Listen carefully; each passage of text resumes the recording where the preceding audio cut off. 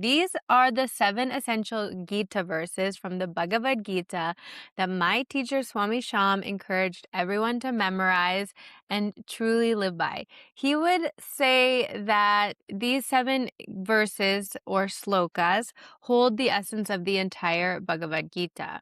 And so whether you're completely new to the Gita and yoga philosophy or you've been studying these teachings for years, these verses from chapter 2 offer such a direct doorway into Krishna's teaching of deathlessness, into the truth again with a capital T, of what we are beyond the body, beyond the fluctuations of life, beyond the ups, the downs, that space where the mind is spinning. Hello, that's me.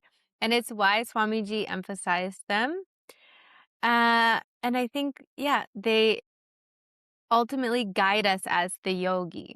So in this very short section of the scripture, Krishna reveals to Arjun, the mighty warrior, the essence of the yoga path itself. Like, why are we here? And these verses are medicine for the confused yogi, for that doubt that we feel often, if you're like me.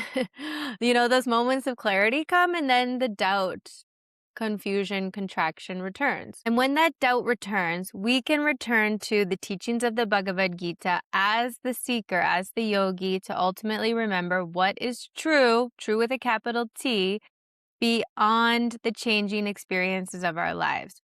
So before we begin reading the verses together, I want to offer a little introduction to the Bhagavad Gita itself, because even though this text is ancient, wisdom feels surprisingly alive.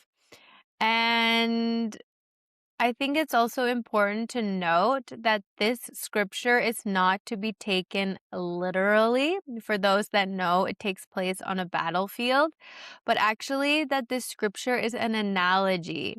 It's an analogy between our highest self with a capital S, the universal self, here represented or expressed from Krishna, and the individual contracted small separate self, which, although Arjun is a great, celebrated, successful warrior, he represents that human consciousness. So this book is not literally about war, about fighting or killing or war or destruction. It's an analogy, a beautiful teaching of how to get out of the sense of individuality of this little me that will die, that will leave this place and never come back. And it's just like, oh my God, to uniting with that ultimate truth. So to introduce the essence of the Gita, I'm going to read an introduction from Swamiji. Now, Swamiji wrote 7 commentaries, 6 or 7 commentaries on the Bhagavad Gita in different lengths, in different ways, and different introductions. And this one I find is so beautiful, whether you know the story of the Gita or you're just coming into yoga philosophy, because the Gita is the essential guidebook timelessly for the seeker. So just to get the context of the story and of these verses that I'm going to share, let's just hear what Swamiji has to say about the essence of the Gita as an introduction. Arjun, the greatest warrior of all time, had lost his wit after seeing his own relations pitted against him, ready to fight. Why was Arjun about to do battle with them? They had usurped the land and property that belonged to him. Arjun's father had owned the land, but on his death his brother, the blind king Drishtastra, who was Arjun's uncle, inherited the kingdom and began to rule it with the help of his eldest son Duryodhan. Duryodhan had a wicked nature, and he drove out his cousin brothers, including Arjun. So Arjun, along with his mother and 4 brothers, was thrown away to live in exile in the forest for 14 years. When the exile was over and they returned to the kingdom, Arjun demanded his share of the inheritance, but Duryodhan would not give even an inch of land. A quarrel ensued, and Duryodhan challenged the 5 brothers to try and take their share by gaining victory over him and his army in a fight. This was the issue of contention between Arjun and his kith and kin. Arjun, being a warrior, accepted the challenge. He organized his army and made his friend Krishna, the wisest being of all time, his charioteer. And I'm going to intersect here and say that there's another part of this story. When they agreed to this war, Arjun and Duryodhan came to Krishna's chamber where Krishna was sleeping, and out of respect, Arjun sat at Krishna's feet, and Duryodhan, out of disrespect, sat at his head. So when Krishna opened his eyes and woke up, he first, of course, saw Arjun, and he asked him, "Why are you here?" And Arjun said, "I have to go to war and I need something from you." And in that moment, Duryodhan came from behind and with a sort of fierceness said, "I need to express what I want." So Krishna, being the most wise, he gave both of the warriors an option. He said, "I can give you my army with millions of soldiers. I can give you me as your charioteer." Of course, Duryodhan, being the wicked, greedy personality that he was, chose the army, where Arjun, being the devotee and the seeker and the attractor or attractee of the highest knowledge, of course, chose Krishna as his charioteer and his friend. So, yeah.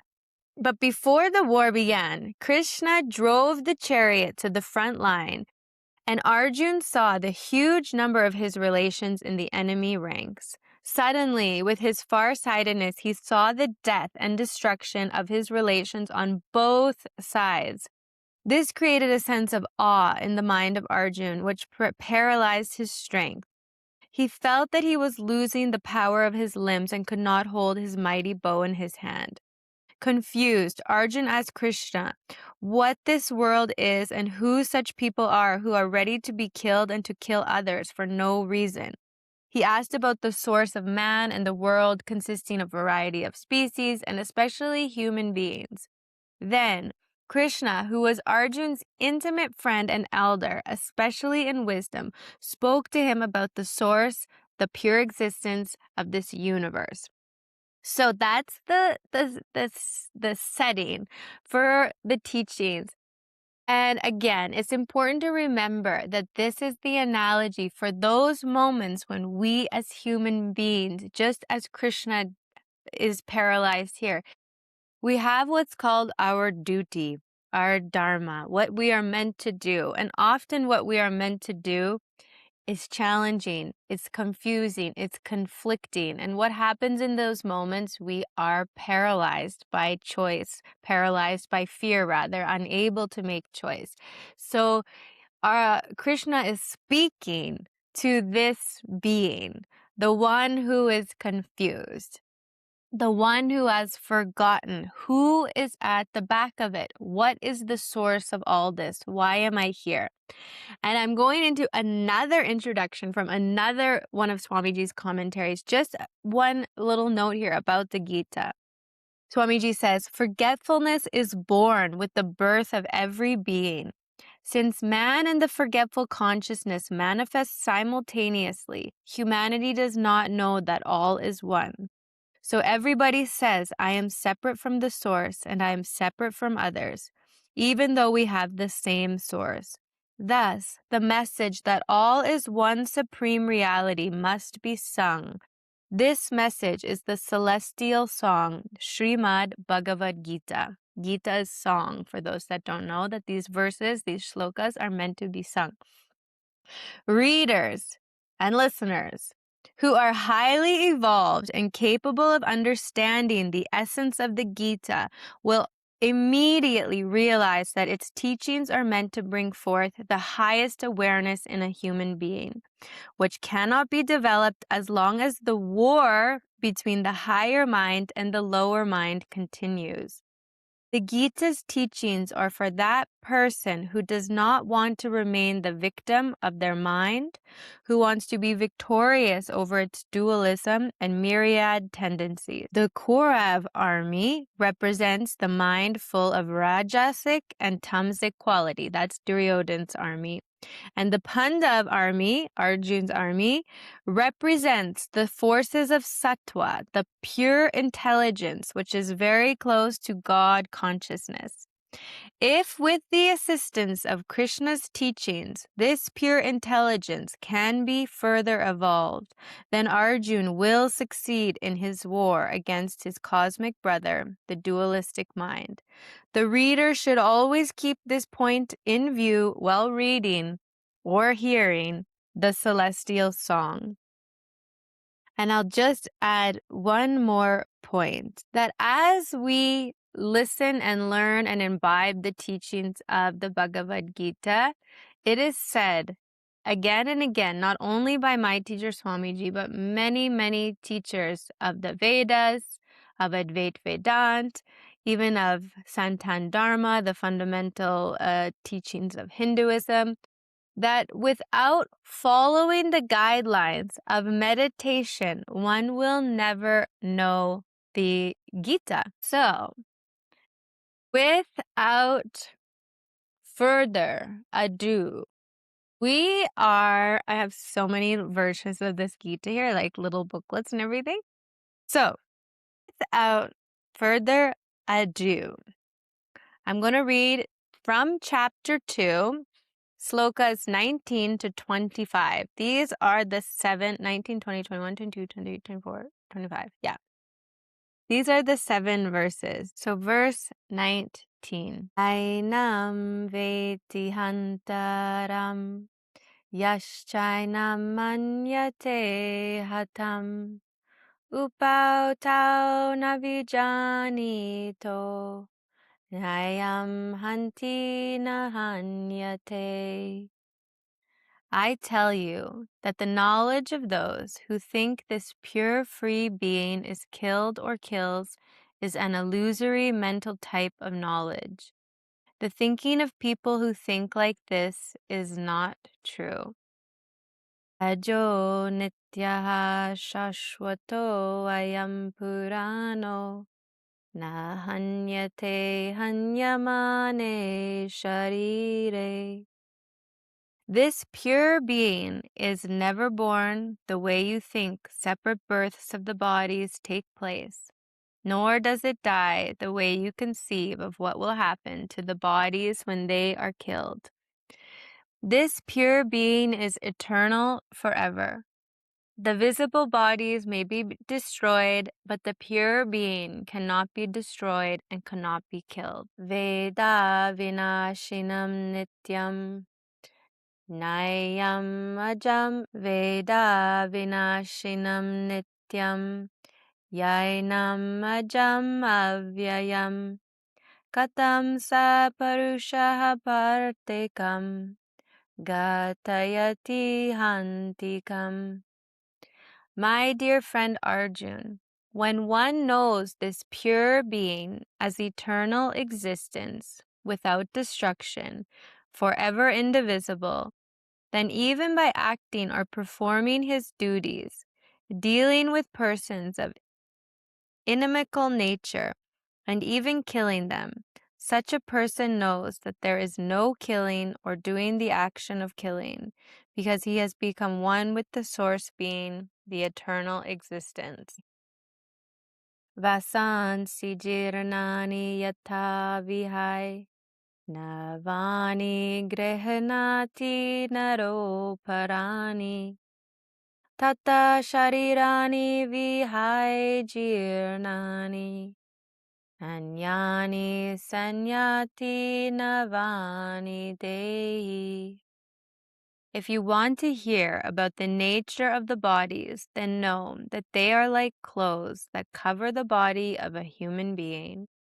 You must know from me that the true nature of the pure being is to shed its worn-out clothes just as human bodies change old clothes and wear new ones. This is the nature of the pure being. It makes the show or play of bodies and withdraws the show of bodies, which to ignorant people appear to cover it. This pure being is the pure existence, which cannot be cut by weapons and cannot be burnt by fire, cannot be made wet by water, and cannot be dried or blown by the wind. It is forever the same self-existing self. Achedayo ayam adahayo ayam akledayo ashosya evacha nityaha sarvagataha stanur achalo ayam sanatanaha. This pure being is the space that cannot be cut, cannot be burnt, cannot be made wet, and cannot be dried, because it is eternal. The ignorant person does not know it as the essential being, because it is all-pervading.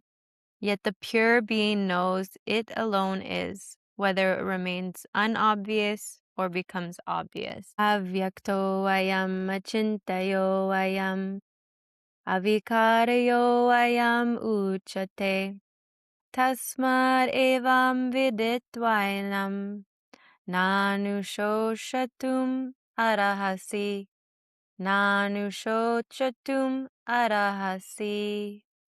Arjun, you must know this pure being is invisible, this pure being is beyond thought, and this pure being is without modification.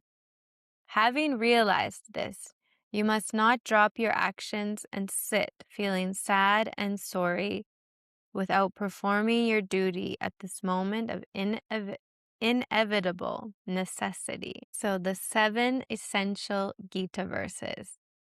It's kind of terrifying to sing the Sanskrit verses out into the universe, but the celestial song, these shlokas were sung out of the space from the sage Vyas.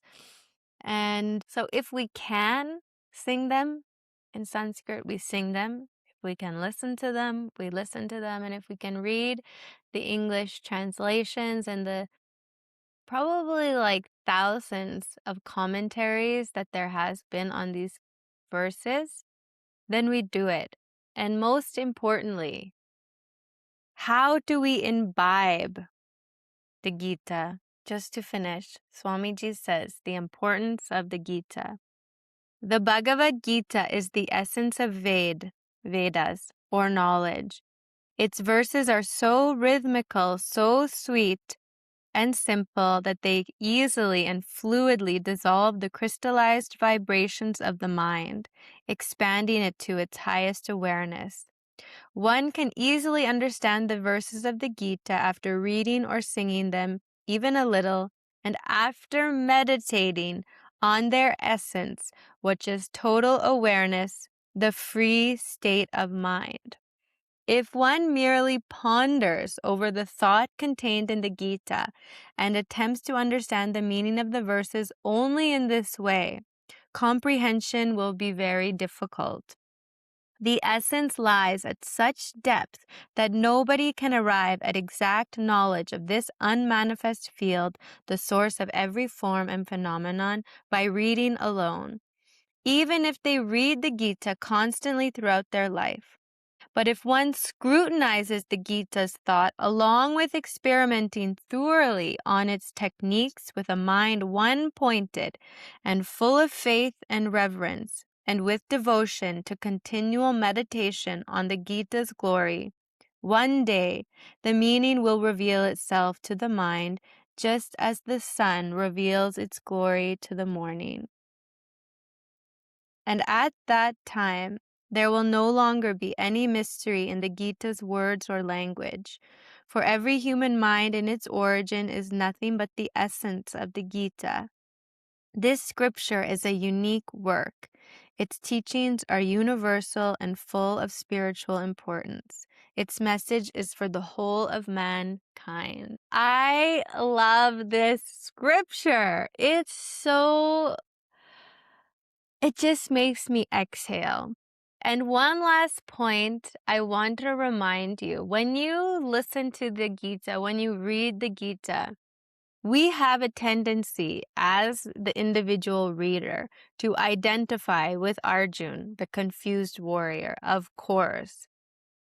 But Swamiji also instructed us to read the Gita from the viewpoint of Krishna, Can we read the Gita and study and contemplate on its teachings as the highest awareness, as the Krishna consciousness, as the higher self? That as well, in just that little switch of perspective, brings a space of clarity, and we shift from the confused questioning state into the answered state. So that's it, my friends. Those are the 7 Gita verses. I'm so thankful that you are here. I will see you next time. Thanks for being here. Thanks for listening to this episode. If you enjoyed what you heard, please consider supporting the show at patreon.com/A Curious Yogi Podcast. And please leave a review. It really helps the show reach more people. Let's stay curious, connected, and keep walking the path together. In total delight, this is Bobby signing off until next time.